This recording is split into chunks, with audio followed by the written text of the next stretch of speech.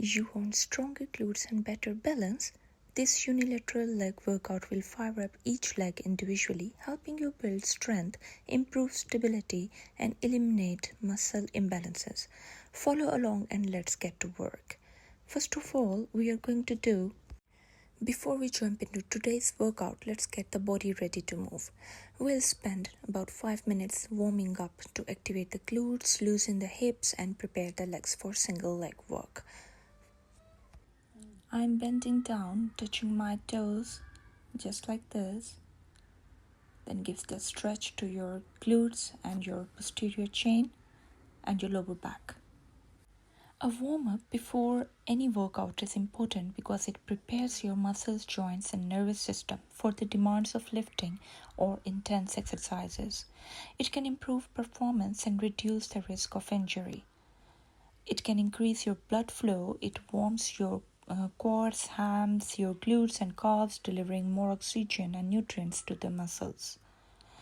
It raises muscle temperature. Warmer muscle contract more efficiently and are less stiff, helping you generate more force. This is the second type of warm-up that I'm doing it. This is how you have to sit and make your leg sidewise, and then you can move your leg to the front and the same way to the back. This is going to reduce the stiffness in your hips. It is going to improve joint mobility as well. The dynamic movements help your hip, knees, and ankle move through their full range of motion, which is especially important for exercises like lunges and Bulgarian split squats. Moving your muscles before the real exercise reduces your injury risk as well. While a warm-up does not guarantee you won't get injured, it helps reduce strain from suddenly performing heavy or explosive movements. So this is how I'm going to do the front lunges, just the pulses, and then putting my pressure on the knees. You can do any warm-up you like, but that's what works for me. Spending 5 to 10 minutes warming up can help you lift better, move more comfortably, and feel stronger throughout your leg session, instead of just starting your exercises just like that, without any warming up. When you do active warm-up, your tissue temperature rises, and the warm muscle is more compliant, more responsive, and less injury prone. A 5 to 10 minute aerobic race is non-negotiable. Your nervous system fires motor units more efficiently when it has been rehearsed through ramping sets and explosive primers. A heavy or ballistic stimulus performed 3 to 10 minutes before your work sets acutely increases force output and improve neural recruitment, because they prepare your hips, groin, glutes, and inner thighs while improving mobility. Stand with your feet wider than shoulder width and shift your weight to one side and bend that knee while keeping the other leg straight. Lower only as far as you can while maintaining good form. And then you can shift just like this. Push through your bent leg to return to the center, then repeat to the other side. Just do 2 sets of 5 to 10 reps. It activates your glutes and quads more better and improve your ankle and hip mobility. It helps you squat, lunge with better form.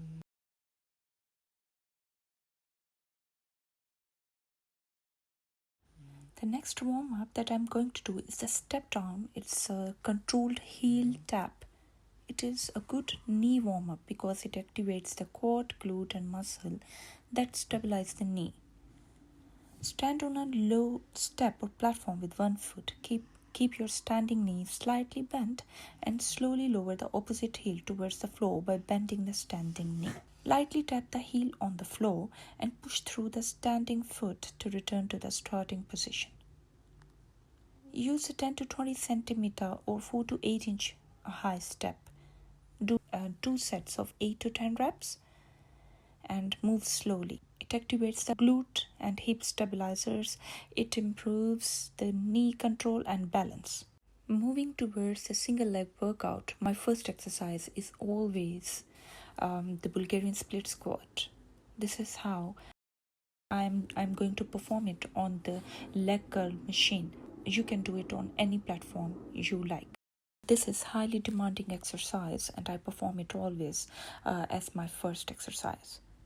So this is the single leg exercise that targets your quads, glutes, hams, core and hip stabilizer and balance muscles. This is how you have to do the setup and stand about 2 to 3 feet in front of a bench or sturdy platform of your like, and place the top of one foot behind you on the bench and keep your chest up and core braced and lower yourself until your front thigh is about parallel to the floor. I'm going to do for my second leg. I have done 8 to 10 reps for my first leg and now I'm going to do the same reps for my other leg as well. This is the weight that I am going to use, but you can do whatever weight you like according to your strength. You have to keep most of your weight on the front heel and push through the front foot to return to the starting position. Complete all reps on one leg before switching. Keep your front knee tracking over your toes. Do not let it cave inward. Lean slightly forward to engage your glutes more. Do not push off the back leg. It should merely provide balance. If your front knee moves far past your toes, move your front foot slightly farther forward. I'm doing 8 to 10 reps for this leg and with a 30 kg dumbbell. You can decide your reps according to your weight. Use that weight that you can handle comfortably and confidently. For the second set, I decided to lower the weights to get more reps out of my weight. So I'm going to do here with a 28 kg dumbbell. So avoid standing too close or too far from the bench, letting front knee collapse inward, and also avoid leaning excessively backward and bouncing at the bottom instead of controlling the movement. It is highly controlled and balancing movement, so just lock in while you do the split squats. For strength purposes, I do 3 to 5 sets of 5 to 8 reps per leg. For muscle growth, 3 to 4 sets of 8 to 12 reps per leg. And for the endurance, 2 to 3 sets of 12 to 20 reps per leg. That is not necessary at this moment. An adequate rest of 2 to 3 minutes after you perform a split squat per leg is necessary because it will give you more energy and strength for the next leg. If you are not resting adequately, then you might not perform better for the next leg. So here I'm going to perform the split squat for my second leg. So how to progress the Bulgarian split squats like a pro? Firstly, you have to do the body weight exercise like this without any dumbbell. You have to master it with the body weight so that you can correct your form while you are performing with the dumbbells. And then you can start with the lower weight dumbbells. Or you can use barbell, whatever is easier for you. After you master the lower weights, then you can increase the weight progressively, or you can increase the reps for each leg. That is how you progress for the Bulgarian split squats. The next exercise I'm going to do is the step out lateral lunges. That is how you have to do a setup. I'm going to do the weighted lunges, so you can perform without the weight or with the lower weight or just with the body weight. It is going to target your glute, quads, hams and adductors, inner thighs, and your core for the balance. Stand with your feet hip width apart, take a large step out to one side, bend the stepping leg, pushing your hip back and if sitting into a chair. Keeping the other leg straight with both feet pointing outward. Keep your chest up and your back neutral. Push through the heel of the bent leg to return to the starting position. Repeat on the same side or alternative sides. Sit your hip back rather than letting your knee travel excessively forward. Keep the heel of the bent leg on the floor. Keep your torso tall with a slight forward lean from the hip. So I have done 8 to 10 reps. I'm doing it for the other leg as well. Just keep your torso tall with a slight forward lean from the hip. Step forward enough that you feel a stretch in the inner thigh of the straight leg. So do not take small step. If it is too small, then you won't feel the stretch on the inner thigh of your straight leg. Do not round your lower back as well, and while you lift the heel of the working leg, do not cave your knees inward. So do 3 to 4 sets of 6 to 10 reps per side for the strength, and for the muscle growth 3 to 4 sets of 8 to 10 reps each. The next exercise I'm going to do is the cable hip abductions. This is an excellent exercise for isolating the gluteus medius, the side glute, and improving the hip stability. Attach an ankle strap to the low pulley and stand sideways to the cable machine with the working leg farthest away from the machine. Hold the machine for balance and keep your torso upright or lean forward a bit. Keeping your knees slightly bent, move your leg out to the side in a controlled motion.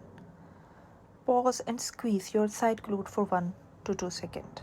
Slowly return to the starting position.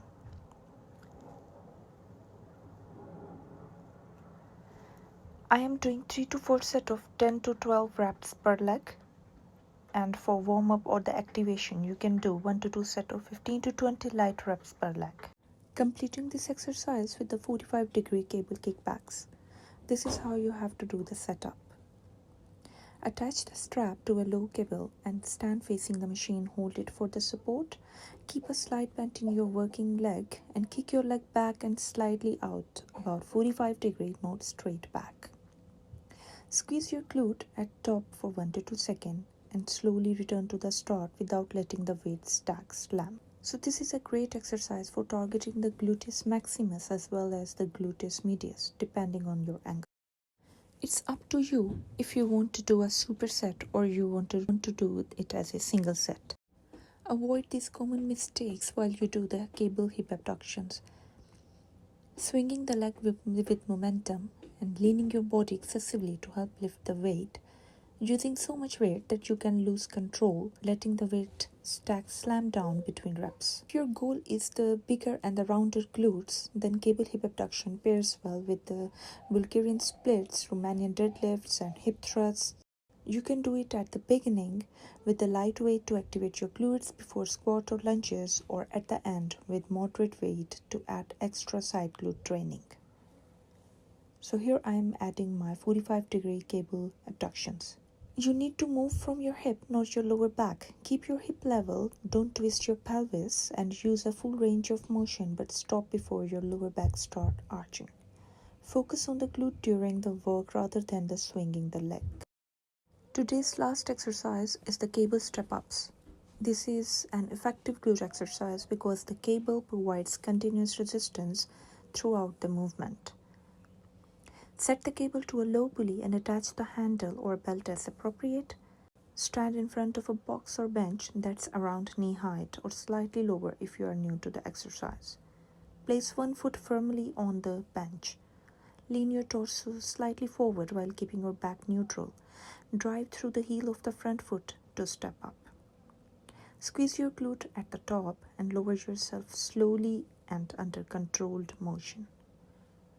You can do 3 to 4 sets, 8 to 12 reps per leg for strength and muscle growth. For maximizing glute growth, push through your heel, not your toes. Maximize pushing off with the trailing leg. Control the lowering phase. Choose a box height that allows a good range of motion without losing the balance. Do not make it a knee movement. Keep the knees still above your toes. This is highly studied and effective exercise for the glute activation and the glute roundness and the firmness. This combination trains the glute through both heavy compound movements and isolation exercises for balanced development. I hope you like my today's exercise for the isolation. Do this combination for at least once a week and your glute will get doubled in size. See you next time in the next video. Till then, take care.